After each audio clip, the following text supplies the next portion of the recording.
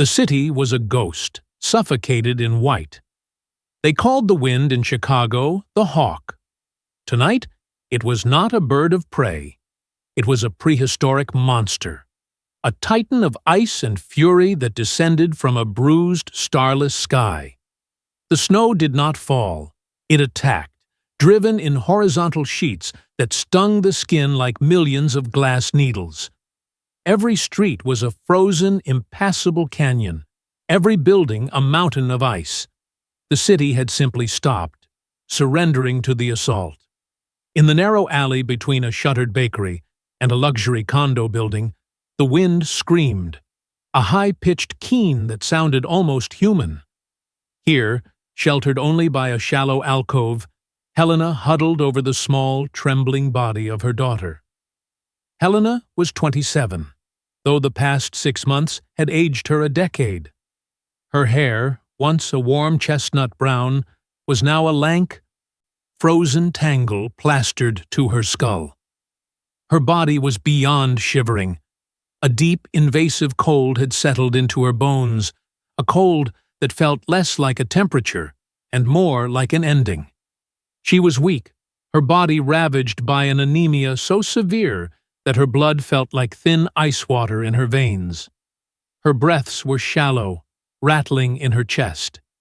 She was trying not to show her daughter how close she was to letting go. Mia, just 4 years old, was buried deep inside Helena's coat. The little girl wore thin sneakers, now soaked and frozen solid, and a pink jacket that was useless against the Arctic blast.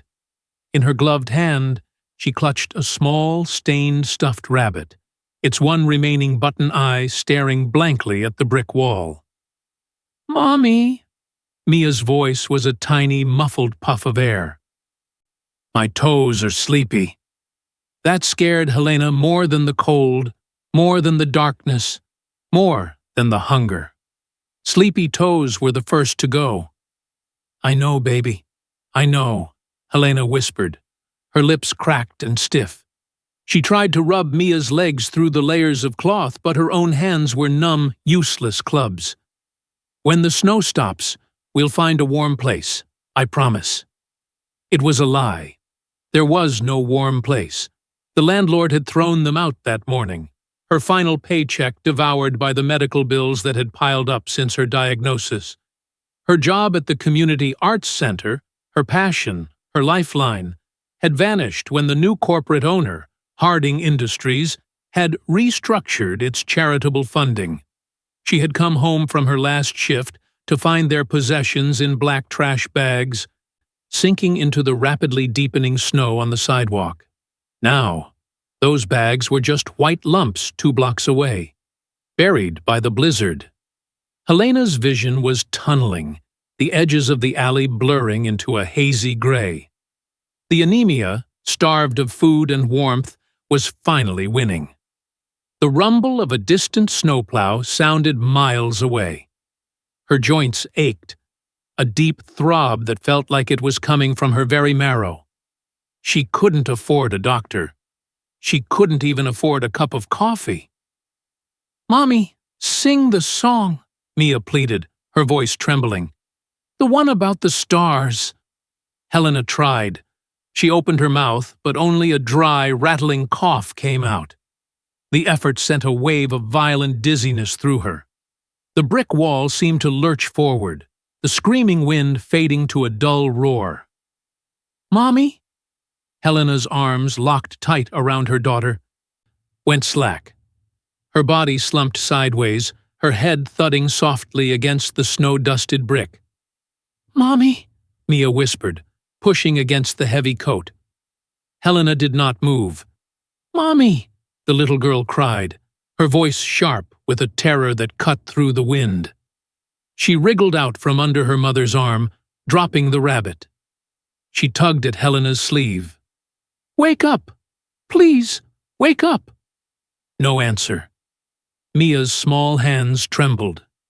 She looked left, down the dark alley, then right, toward the street. The world was a blinding vortex of white. Nothing moved. The city was dead. And then light. Two perfect, piercing circles of white light cut through the storm, slowing as they neared the alley's entrance. A long black sedan, a Rolls-Royce, though Mia wouldn't know that, glided to a stop. It moved with an unnatural silence. Its engine a predator's hum rather than a machine's roar. The driver's door opened with a heavy, satisfying click. A man stepped out. He was tall, impossibly so, and wore a long, charcoal-gray overcoat, tailored so perfectly it looked like armor. The wind tore at him, but he didn't flinch. The snow seemed to avoid him, melting an inch before it could touch the gleaming leather of his shoes. His face, framed by dark hair, looked like it had been carved from pale marble.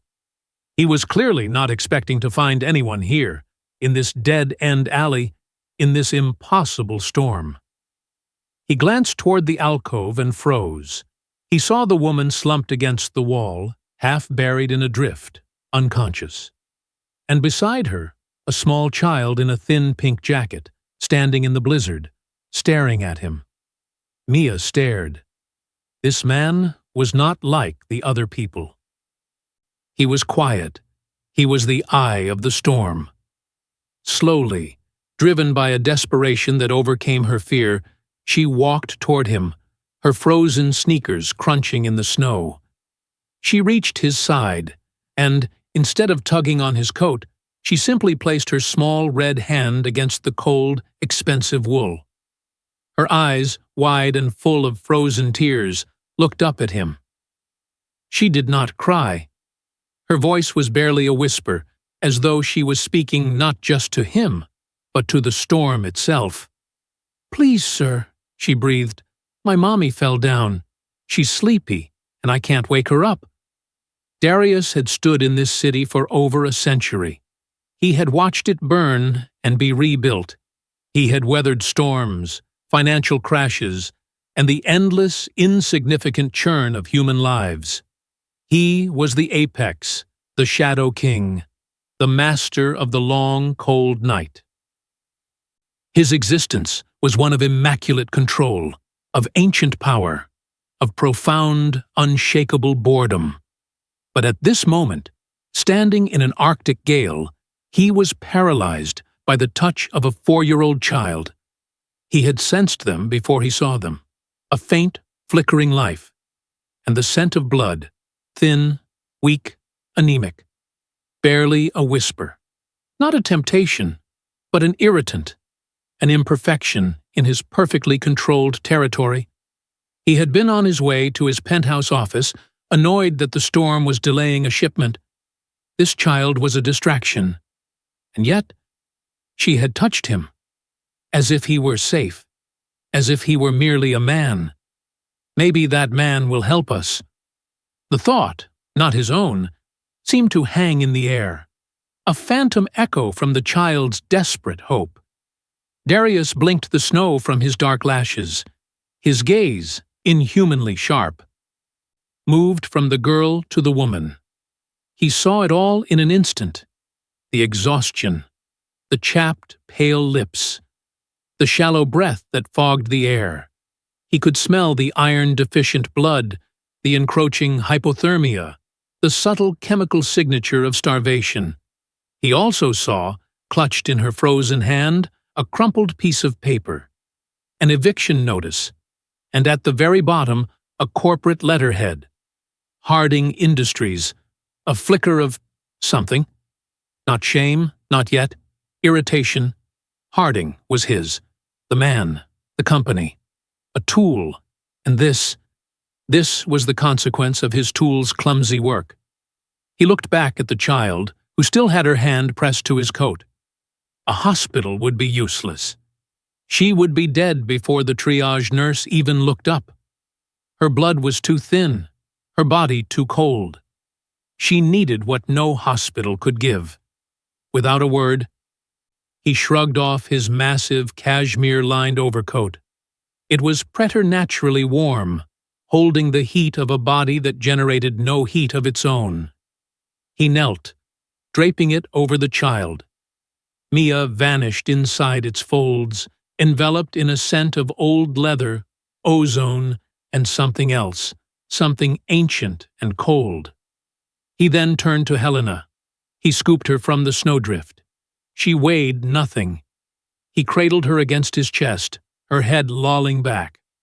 Her scent was so faint, but beneath the sickness, it was pure, undiluted by the poisons and synthetic follies of the modern world. It was, he noted with detached curiosity, interesting. The passenger door of the Rolls-Royce opened. His driver, Barrett, a man who had served him for 40 years and still looked 30, stood at attention. "Sir?" Barrett's voice was calm. He was accustomed to irregularities. "Home, Barrett. Not the tower, the house," Darius commanded. His voice was a low resonance, like stones shifting in the deep earth. He placed Helena in the back seat, then lifted the overcoat, with Mia bundled inside, and placed her beside her mother. He slid in opposite them, his long legs filling the space. The door shut with a sound like a vault ceiling. Absolute silence, absolute warmth. Mia peeked out from the collar of the coat, her eyes wide. "Is Mommy going to heaven?" Darius looked at the child, his expression unreadable in the dim glow of the dashboard. "No, she is going to my home." The car pulled away from the curb, its tires finding impossible traction on the ice. They glided through the dead city, a black phantom passing through a world of white. Mia, overwhelmed by the warmth and the sudden safety, finally let her eyes close, her small body succumbing to exhaustion. They didn't go south, toward the hospitals. They went north, toward the Gold Coast. The storm seemed to part for them, the way forward always miraculously clear. They stopped before a tall, wrought iron gate, veiled by snow-laden ivy. It swung open without a sound. The mansion was a fortress of shadows, a Gothic structure of dark stone and black slate that seemed to drink the light from the snow around it. It stood silent, its many windows dark, like eyes that had long since stopped watching. Barrett opened the door. Darius stepped out, lifting Helena from the car as if she were a child. He carried her up the stone steps, through the massive oak doors that Barrett held open, and into the grand foyer. The air inside was still, warm, and smelled of beeswax, old books, and a faint, metallic tang that Helena would have recognized as old blood, but which now just smelled like history. "The library, Barrett," Darius said, his voice echoing in the marble hall. "The hearth, and bring the vial from the study, the crimson-capped one." "At once, sir." Darius strode into a vast two-story library. A fireplace tall enough for a man to stand in dominated one wall, its embers glowing a dull red. He laid Helena gently on a deep burgundy leather Chesterfield sofa near the fire. He turned to Mia, who was now awake, clutching her rabbit and staring, terrified, at the looming shelves. Darius pointed to a large velvet armchair. "Sit! Do not move!" Mia scrambled into the chair, pulling her legs up. Barrett returned, holding a small crystal vial filled with a liquid so dark it seemed to absorb the firelight. It was thick, like oil, and pulsed with a latent warmth. Darius took it. He knelt beside Helena. With one long, pale finger, he tilted her chin back. With the other hand, he pressed the vial to her pale lips. "Drink," he commanded, though she was unconscious. He tipped the vial. A single, thick drop of the dark liquid touched her tongue. Helena's body arched off the sofa, in a violent, silent spasm. A gasp, sharp and sudden, tore from her throat. The color did not return to her face. Not a flush of life, but a stabilization. The icy pallor of death receded, replaced by the translucent white of marble. Her breathing, once shallow and rattling, evened out, becoming deep and regular. Darius stood, watching her for a moment, his head tilted. The intrigue deepened. He turned to Barrett. "She will sleep for many hours. Prepare the East Wing guest room. See that the girl is fed. Something warm. And you, sir?" Darius looked back at the fire, at the woman sleeping a sleep deeper than any human should. "I will wait. It seems Mr. Harding and I have business to discuss. This inconvenience has a cost." Helena awoke to the sound of a crackling fire. Her first thought was confusion. The air wasn't cold. It was warm, deeply, peacefully warm. Her second thought was the smell. Not the alley's stench of frozen garbage and exhaust, but the scent of old wood, leather, and a faint hint of roses. Her body didn't ache. The deep, agonizing throb in her bones was gone. She felt light. Not healthy, but hollowed out and clean. She opened her eyes. She was not in an alley. She was not in a hospital. She was in a bed. A massive, four-poster bed. Submerged in pillows so soft they felt like clouds. She was wearing a simple white silk nightgown. A fire roared in a marble fireplace across the room, casting dancing shadows on the high, ornate ceiling. The room was vast, filled with dark, carved furniture that looked centuries old. Panic, cold and sharp, seized her heart, overriding the strange new peace. Mia. She threw the heavy velvet comforter aside and scrambled out of the bed. Her feet, now bare, landed on a thick Persian rug. She was weak, dizzy, but the desperate, dying exhaustion was gone. "Mia!" she called out, her voice raspy. She scanned the enormous room. "Mia!" "She is quite safe." The voice came from the shadows near the fireplace. It was deep, calm, and carried an authority that froze her in place. Helena turned. A man was sitting in a high-backed armchair, a heavy, leather-bound book open in his lap. He was the man from the alley. He was watching her, his face impassive in the firelight. She could see him clearly now. His features were aristocratic, perfect, and utterly devoid of warmth. His eyes were the darkest she had ever seen, and they held an intensity, a predatory stillness that rooted her to the spot. She followed his gaze. In another, smaller armchair tucked close to the hearth, Mia was fast asleep. She was curled up, her cheeks flushed with warmth, still clutching her stained white rabbit. She was safe. She was warm. Helena's panic subsided, replaced by a profound, terrifying confusion. She looked from her sleeping daughter to the silent, watching man. Who are you?" she whispered, clutching the silk gown to her chest. "Where are we?" Darius closed his book. The sound a soft thud in the quiet room. He rose slowly to his full, imposing height, the firelight catching the sharp planes of his face. "My name is Darius," he said, his voice a velvety murmur that filled the silence. "And you are in my home. You collapsed. The child. She flagged me down." He paused, his gaze unblinking. "You were dying, Helena. You are, for the moment, no longer dying." He knew her name. He didn't say how. He didn't explain the warmth in her veins, or the silk gown, or the impossible luxury of the room.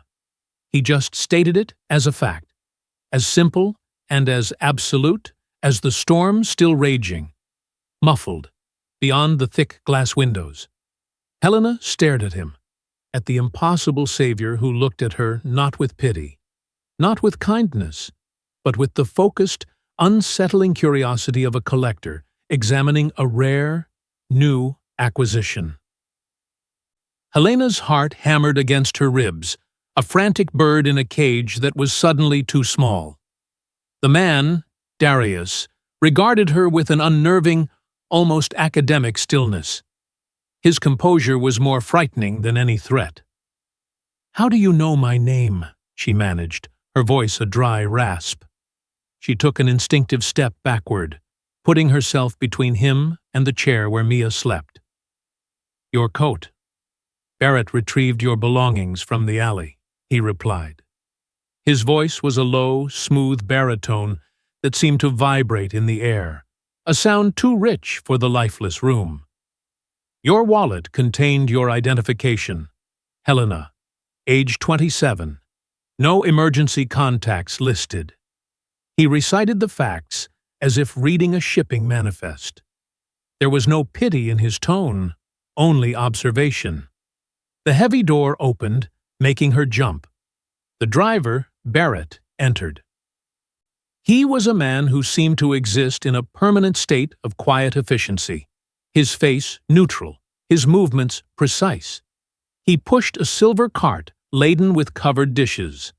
The aroma of warm, savory broth and fresh bread filled the room, and Helena's stomach cramped with a pain so sharp it made her gasp. She hadn't eaten in 2 days. "You are weak," Darius stated. He didn't suggest she eat. He commanded it. "Your condition is severe. Anemia, complicated by starvation and exposure. You will eat. Then you will sleep. My physician has treated you, but your body requires fuel to repair itself." Barrett placed a tray on a small table and poured steaming broth from a porcelain tureen into a bowl. He did it all without looking at her, his deference entirely for the man by the fire.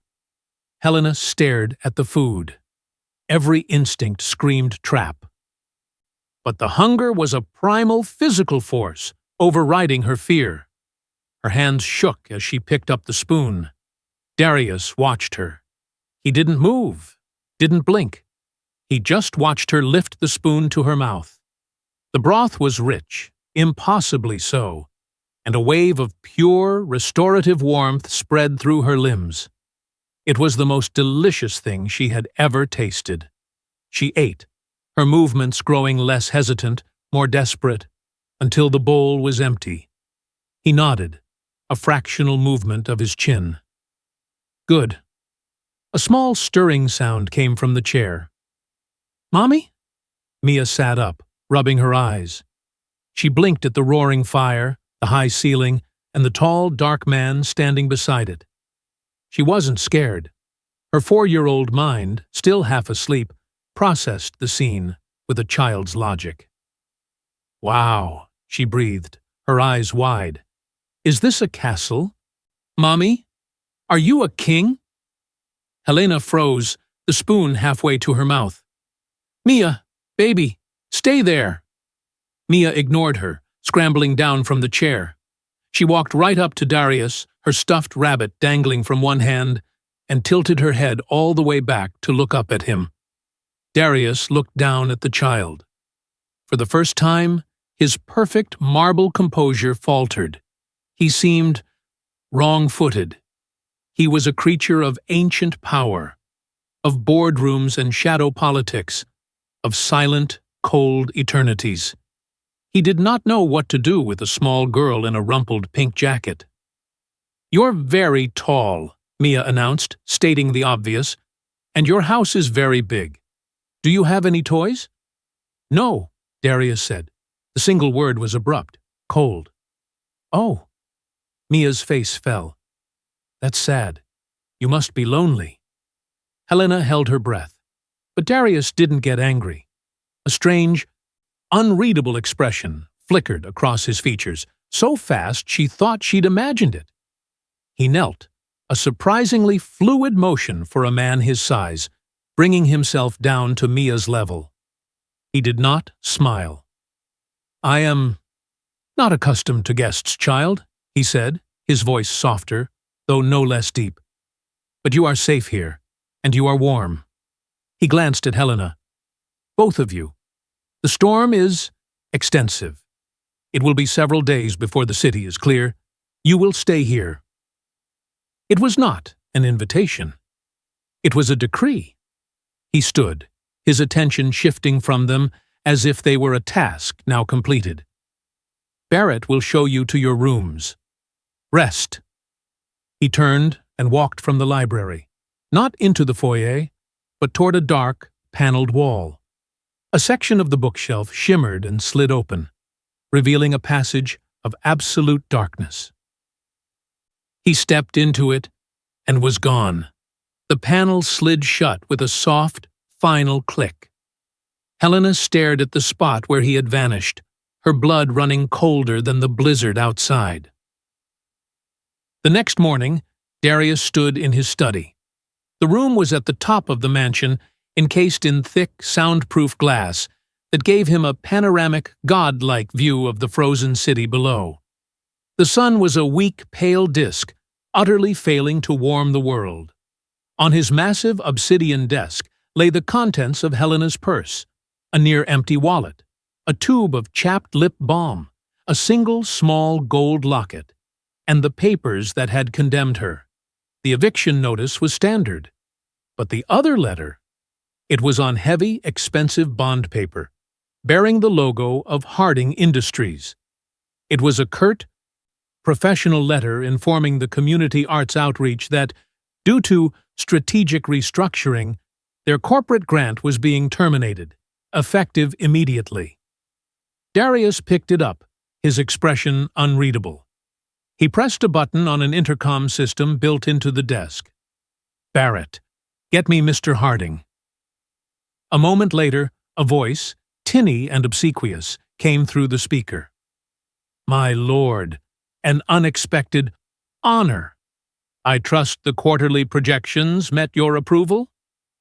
"Harding," Darius's voice cut through the pleasantries, "I am looking at a letter from your office regarding the termination of the Community Arts Outreach Grant." There was a confused pause. "Sir, a minor fund, a local children's charity." It was redundant. Our new efficiency protocols, the ones you approved, identified it as non-essential. "A savings of nearly $250,000. Harding sounded proud. Darius turned his gaze to the city. $250,000. And what, Mr. Harding, was the human cost of your efficiency? "Sir, I don't understand. It's just a line item." "This line item," Darius said, his voice dropping to a dangerous glacial low, "was a woman named Helena, the woman who ran it. Because of your decision, she and her 4-year-old child were evicted. Last night, I found them freezing to death in an alley not 3 blocks from your tower of efficiency." The silence on the other end was absolute. "This," Darius continued, "is an inconvenience, Mr. Harding. It is messy. It reflects a profound lack of foresight. You are the face of my interests in this city. Your actions create ripples. And this ripple washed up on my doorstep. My lord, I had no idea. I will rectify it at once." Harding sputtered, his panic palpable even over the speaker. "You will. You will reinstate the funding, in full, and double it for the next 5 years. You will issue a formal, public apology for the administrative error. And you will personally deliver a new contract to Helena, with a salary increase and full, back-paid benefits, as soon as I tell you she is ready to receive it." "Yes, my lord. Of course. At once." "Do not let your line items bore me again, Mr. Harding." Darius cut the connection. He stood silent for a long moment, staring at the small gold locket on his desk. He picked it up. He felt an emotion so old he barely recognized it. It was rust-covered, stiff from disuse. Shame. His system, his perfect invisible control over the city, had a flaw. And it had almost swallowed this woman whole. He had saved her not out of kindness, but because he'd stumbled over her. Now it was a matter of principle. He had broken her. He would fix her. He owed her that. The next 2 days passed in a dreamlike, opulent haze. The storm raged, trapping them in the castle, just as Darius had said. Helena and Mia were given a suite of rooms in the East Wing, so luxurious it felt like a film set. Mia was delighted. Barrett, with an almost comical solemnity, had produced a chest of antique toys, porcelain dolls, carved wooden animals, and blocks. Mia played on the thick rugs, her laughter a strange, bright sound in the ancient, silent house. But for Helena, it was a golden cage. There were no locks on her doors, but she knew she was a prisoner. The windows were thick, sealed panes of glass that looked out over a sheer drop to a frozen courtyard. There was no phone. The house was a labyrinth of cold, dark corridors, and she had the distinct feeling that even if she tried to leave, the walls themselves would prevent it. She saw Darius only once. He was standing at the end of a long hallway, staring at a portrait of a dark-haired woman. Helena froze, and he turned his head. His gaze crossed the 50 feet between them, and it felt like a physical touch. He didn't speak. He just watched her, his expression a mask of cold inquiry. She had fled back to her room, her heart pounding. On the third night, she slept. And she dreamed. It wasn't the blizzard. It was a warm, humid night 3 years ago. Her car, broken down on a dark country road. The click, click, click of the engine failing. She was alone. Mia, just a baby, safe at home with a sitter. She was walking, trying to get a signal. The woods, the smell of damp pine and wet earth. Then a sound, a wet, tearing sound. She'd called out, thinking it was an injured deer. Red eyes, not the controlled, intelligent darkness of Darius. These were the eyes of pure, feral madness. A man, or something that looked like a man, was crouched over a deer, his face buried in its throat. He'd looked up, his mouth a crimson ruin, and he'd grinned. He was on her in an instant. She'd screamed, lashing out. He'd grabbed her arm, his grip like a steel trap. She felt a burning, searing pain in her forearm as his teeth. Helena woke up with a strangled scream, drenched in sweat, clutching her left arm. The room was pitch black. The fire had died to embers. "Get away! Get away from me!" she yelled, scrambling backward against the headboard. "You were dreaming." The voice came from the foot of her bed. Darius. He was just there, a pillar of darkness against the faint gray light of the window. He hadn't used the door. He had simply emerged from the shadows. How did you get in here?" she panted, terror making her voice thin. Mia was asleep in the adjoining room. The door was closed. "You were distressed," he said, ignoring her question. His voice was flat. "Your heart. It was erratic." "Get out!" He took a step closer, and the faint light from the embers caught his face. "You dream of him." It wasn't a question. I don't know what you're talking about." "The one who gave you that," Darius said. He was looking, she realized, at her left arm, which she was clutching tight. "I told you to get out." He moved again, faster than her eye could follow. He was no longer at the foot of the bed. He was beside it, kneeling. Before she could react, he grasped her arm. His grip was not violent, but it was absolute. There was no escaping it. "Do not touch me!" she shrieked, struggling. He paid no attention. With his other hand, he pushed up the silk sleeve of her nightgown. In the dim red light of the embers, the scar on her forearm stood out, a pale, jagged, crescent-shaped mark. He traced it with one cold finger, his touch sending a jolt of ice through her. "The mark of the rabid," he whispered, his voice laced with something new. Disgust. "You were claimed, and you survived." Helena ripped her arm from his grasp, her terror turning to a defiant, hysterical anger. "I don't know what you're talking about." It was an animal. "Stop lying," he commanded, his voice sharp. "Animals do not leave a blood mark. You have the scent of Silas on you. Faint, old, but it is there. He is a mindless fool, a disgrace to the bloodline. How did you escape him?" Helena stared at him, her mind refusing to process the words. Rabid, bloodline, Silas. "You're crazy," she whispered. "You're insane. I want to leave. The storm is stopping. I saw it on the news. I want to leave now." Darius rose, looming over her. "You are not well. You are hysterical." "I'm not. I'm a prisoner here." "You are a guest," he corrected her, his voice hardening. "One I pulled from the brink of death. A death, I might add, that my own company is responsible for." She blinked. "What?" "Harding Industries, your arts center. It was my oversight." He waved a hand, dismissing the detail.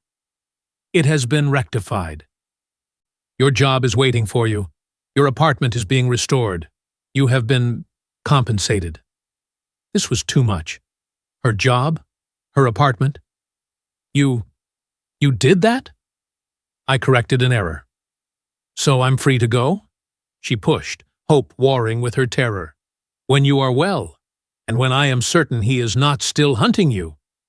"He's not. It was years ago. He's gone." "They do not forget a scent," Darius said, his voice final, "especially one that escaped." He turned and walked to the door, opening it normally this time. He paused in the doorway. "You will remain here. It is the only place in this city you are safe. From the cold and from the dark." He left, closing the door softly behind him. Helena sat, trembling, staring at the scar on her arm. He wasn't just a rich, reclusive man. He knew what had attacked her. He knew it. Her terror now had a name. He was one of them. She had to get Mia out. She didn't care about the job, the apartment, the money. She had been saved from the blizzard only to be trapped in the lair of the monster that commanded the storm. She waited an hour, until the house was in its deepest pre-dawn stillness. She slipped out of bed, her bare feet silent on the rug. She crept into Mia's room and gently lifted her sleeping daughter, who whimpered but didn't wake. Holding Mia tight, Helena opened her bedroom door. The hallway was empty, a long canyon of shadows. She had to find a phone, a way out. She remembered the study, the main floor. She moved silently, a ghost in a silk gown, clutching her child. She found the grand staircase and descended, avoiding the steps that creaked. The foyer was a cavern of marble, moonlight streaming through the high windows. She found the library. The secret panel Darius had used was invisible. But there was another door, a heavy oak one she'd seen Barrett use. It was unlocked. It led to his study. Not the grand glass-walled room at the top, but a private, working office. It was cold, the air still and metallic. She placed Mia on a leather sofa. "Stay here, baby. Mommy has to find a phone." She moved to the desk. It was immaculate. No computer, no smartphone, just an old, heavy, black rotary phone. Useless. She frantically opened the drawers. Old maps. Leather-bound journals filled with unreadable, elegant script. A heavy, antique silver dagger. She opened the bottom drawer. It was deep. Inside, there wasn't paper. It was a medical-grade refrigeration unit, and it was full of clinical blood bags. Dozens of them, all labeled with hospital stickers. A positive, B negative, O negative. Helena recoiled, a hand flying to her mouth to stifle her scream. It was real. It was all real. He wasn't just a monster. He was a stockpiled monster. A floorboard creaked in the hallway. She grabbed the heavy silver dagger from the other drawer, her hand shaking so violently she almost dropped it. "Barrett?" she whispered. The doorway was filled with shadow. But it wasn't Barrett. It was Darius. He stood there, not in his tailored suit, but in a simple black shirt and trousers, his feet bare on the cold floor. He had known she would run. "I am disappointed, Helena," he said. His voice was soft, laced with a genuine cold sorrow. "I offered you sanctuary." "You offered me a cage," she hissed, raising the dagger. She stood in front of the sofa, shielding Mia. "What are you? What are those?" She gestured at the open drawer. Darius looked at the blood bags, then back at her. The pretense was gone. The civility, the mask of the reclusive billionaire, it all evaporated. "Nourishment," he said simply. You drink blood." "I do," he admitted. He took a step into the room. "Stay back," she screamed, waving the dagger. "I'll kill you." He actually smiled. It was the first time she'd seen it, and it was the most terrifying thing she had ever witnessed. It was all teeth. "No, Helena," he said, his voice laced with a cruel amusement. "You won't." He moved.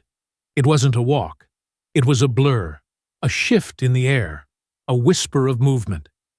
He crossed the 30-foot room in less than a second. He was in front of her. He didn't touch the dagger. He simply cupped her chin in his cold, strong hand, forcing her to look up at him. She was paralyzed, her arm frozen in midair. "You are terrified," he whispered, his dark eyes searching hers, and for the first time she saw it. The faint, ruby-red light glowing in their depths. His canines, she saw with dawning, sickening horror, were descending, lengthening, pushing past his other teeth. "You fear the wrong monster, my dear," he hissed, his breath cold on her cheek. "You've been running from a rabid dog, only to find yourself in the den of the wolf." Helena's eyes rolled back in her head. The dagger clattered to the floor. She slumped forward, unconscious, a puppet whose strings had been cut, caught only by the iron grip of the monster who had saved her. Helena awoke with a gasp, her body lurching upright. She was not in the study. She was back in the opulent, four-poster bed. The fire was roaring, casting a warm, deceptive glow over the room. For a wild, disorienting moment, she thought she had dreamed it all. The blood bags, the fangs, the terrifying, velvet-voiced confession. Then she saw the dagger. The heavy, antique silver dagger was resting on the nightstand beside her, cleaned and polished, its sharp edge gleaming. He had left it for her. A taunt. A symbol of how useless it was. "Mommy?" Mia was sitting on the rug, already dressed in a new, warm wool outfit that Helena had never seen before. She was stacking antique wooden blocks, humming the star song her mother had been too weak to sing in the alley. The normality of it, the sheer domesticity, was a grotesque mockery. Her daughter was playing in the den of a creature that drank human blood. The door opened.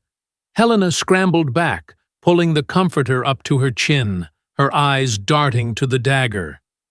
It was Darius. He was immaculate once more, dressed in a dark, tailored suit, his hair perfectly in place. The monster from the study was gone, replaced by the cold, aristocratic CEO. "Good morning, Helena," he said, his voice as calm as a frozen lake. "The storm has broken. The city is functioning. Barrett has prepared the car." Helena stared at him, bewildered. "The car?" "To take you home." He stepped aside. Barrett entered, holding not a food tray, but a simple, elegant briefcase.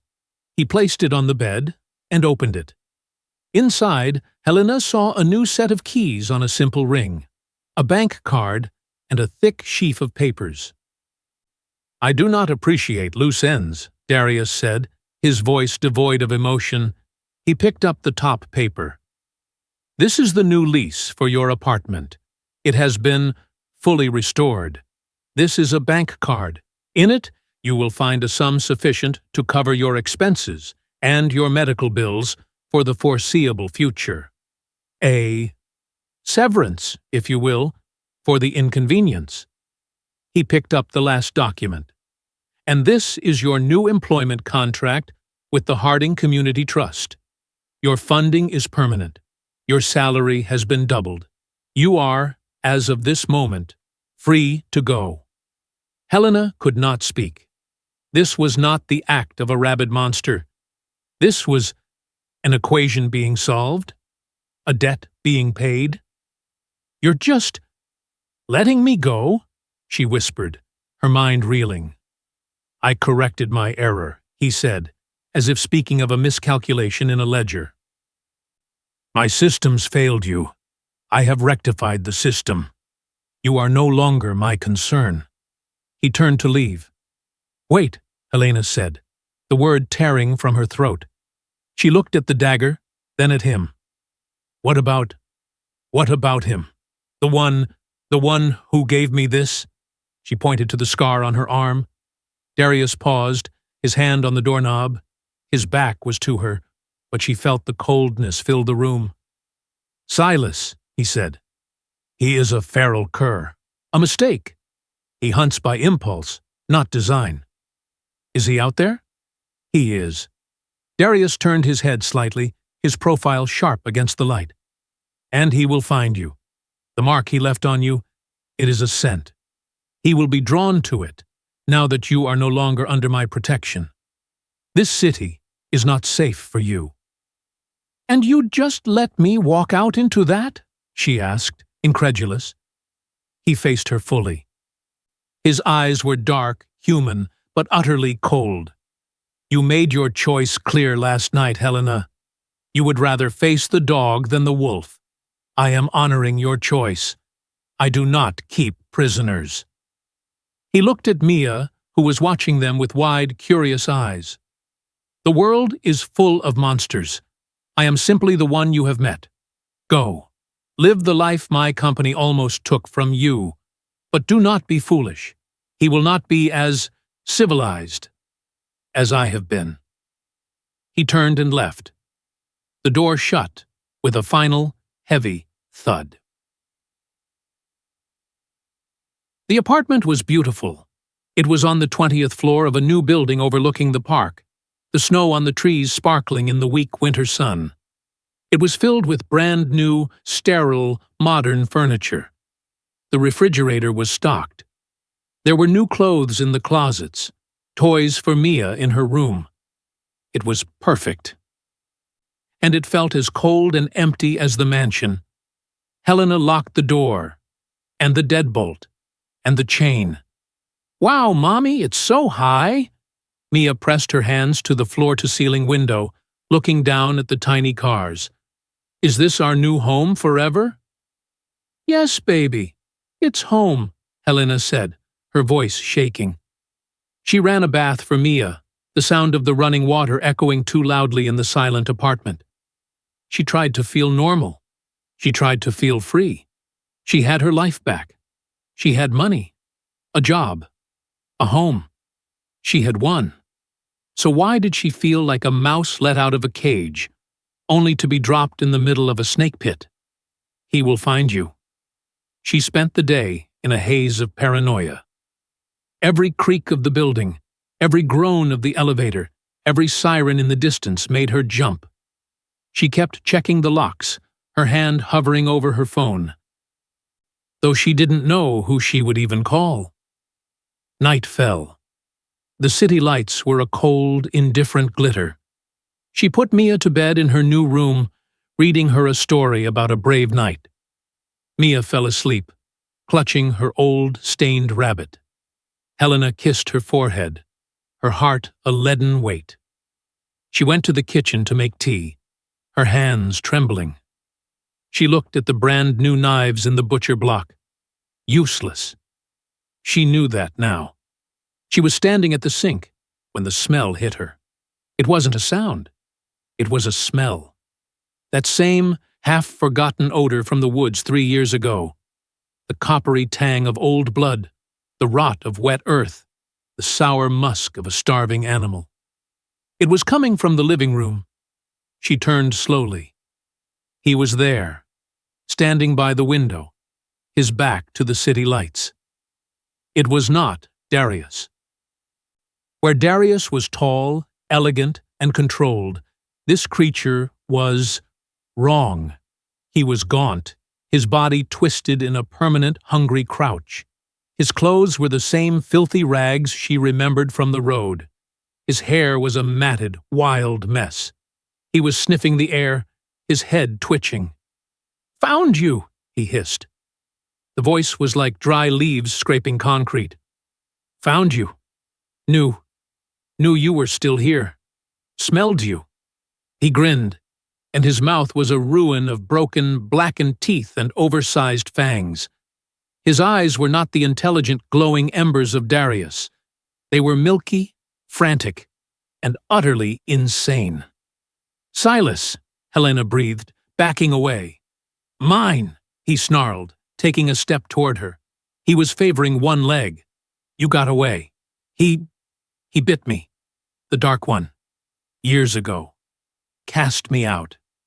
But you were mine to take. And now," he sniffed again, his eyes locking on Mia's closed bedroom door, "you have food." That single word shattered Helena's paralysis. She grabbed the heavy cast-iron skillet from the stove. "Get out! You get away from her!" Silas laughed, a wet, choking sound. "Pretty. Marked. And now you have a cub. He'll be angry I'm here. He'll be angry I'm taking his new toy." He lunged. Helena screamed, swinging the skillet. He caught it in one clawed hand, the cast-iron crumpling in his grip as if it were aluminum foil. He threw it aside and grabbed her by the throat, lifting her off the floor. His claws dug into her skin. "Scream," he gurgled, his face inches from hers. "I like it." He opened his ruined mouth. Boom! The entire front door of the apartment, deadbolt, chain, and frame, exploded inward, blasted off its hinges by a force that shook the building. Darius stood in the ruined doorway. He was not the man in the suit. He was not the cold aristocrat.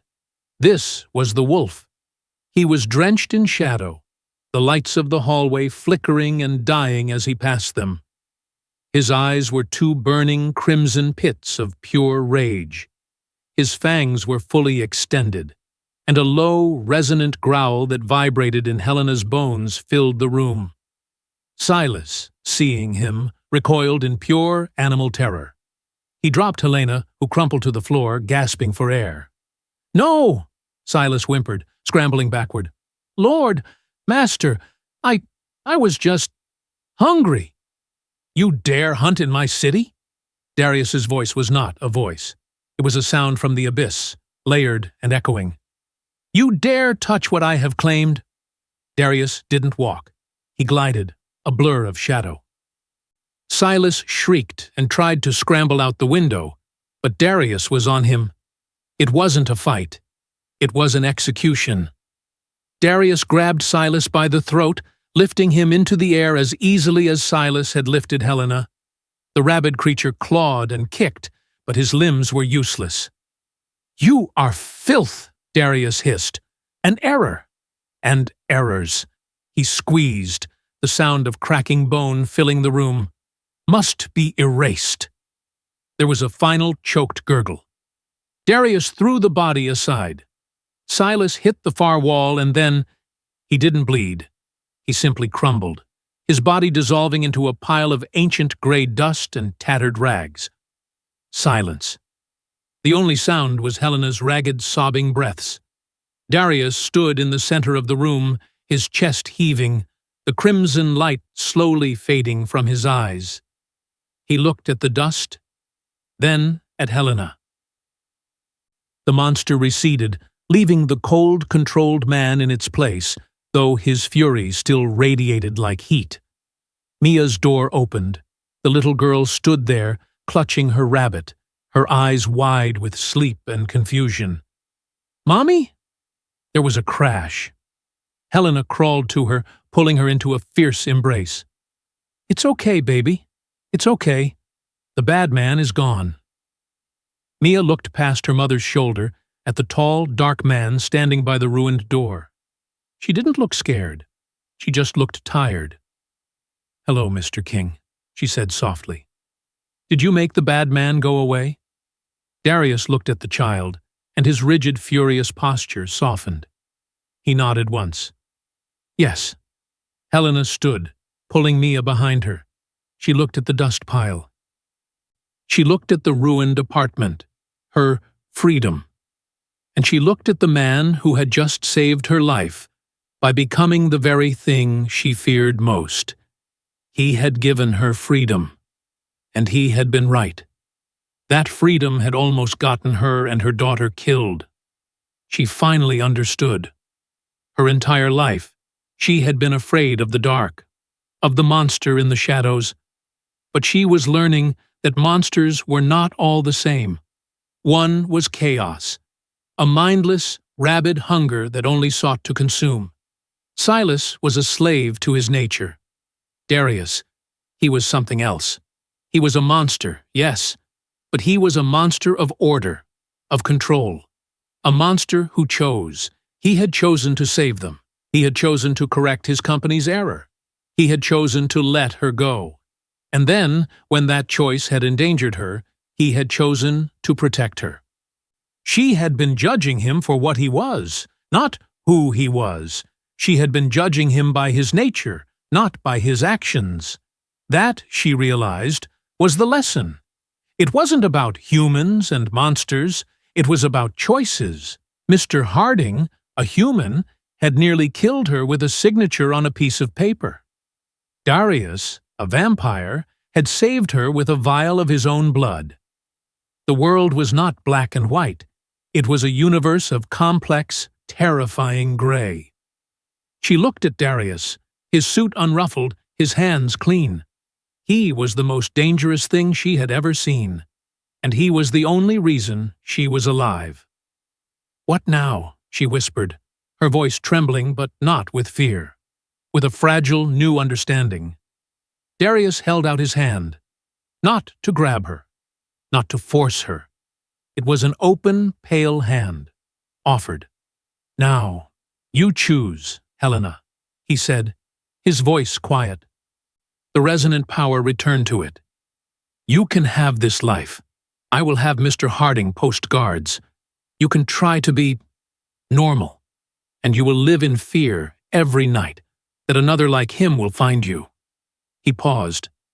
"Or you can come home, with me, where I can protect you, where you will never be cold, or hungry, or hunted again. I will not force you, but I will not let you be harmed." Helena looked at his outstretched hand. She looked at Mia. Mia, sensing the tension was over, stepped out from behind her mother. She walked past the pile of dust and up to the tall, dark man. She reached up with her tiny hand and tugged on the sleeve of his expensive suit. "Are we going home, Mr. King?" she asked. "It's cold in here. The door is broken." Helena watched her daughter, who was not afraid of the wolf who had just bared his fangs. She was only afraid of the cold. She let out a long, shaky breath.